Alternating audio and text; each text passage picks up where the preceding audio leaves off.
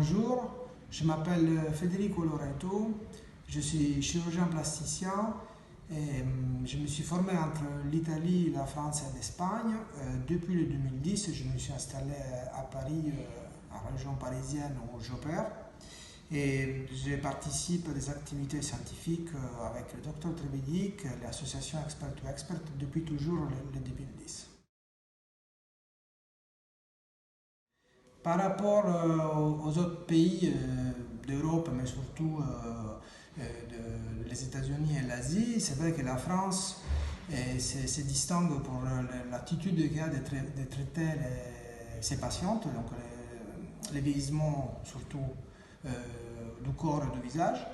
Et c'est vrai que l'attitude que nous avons, les médecins en France, c'est vraiment de soigner les patientes, de les suivre dans le temps et d'assurer un vieillissement lent, progressif et accepté par les personnes.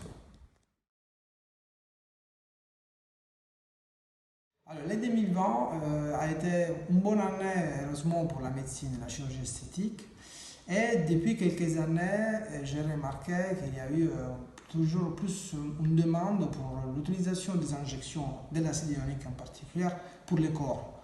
Donc, à part utiliser sur les membres, les torses pour les hommes et les femmes, récemment, il y a vraiment la demande pour le grossissement, pour l'améllissement, on dit, des fesses.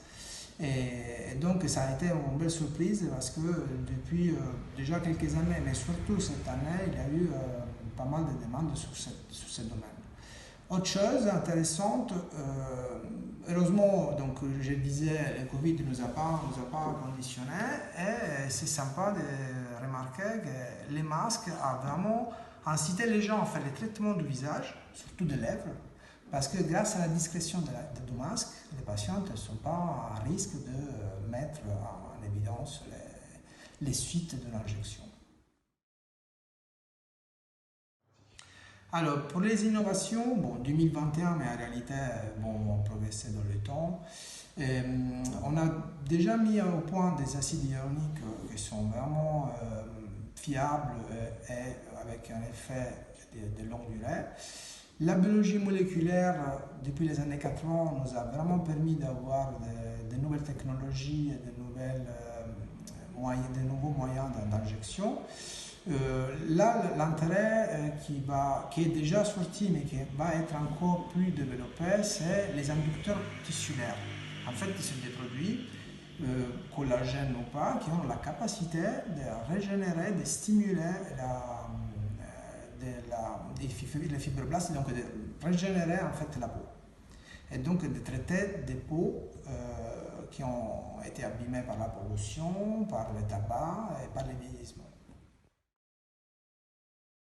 J'étais invité à ce congrès des Awards pour parler de l'anatomie du visage et essayer en fait de trouver des points, des repères, des balises sur le visage pour effectuer des injections en toute sécurité.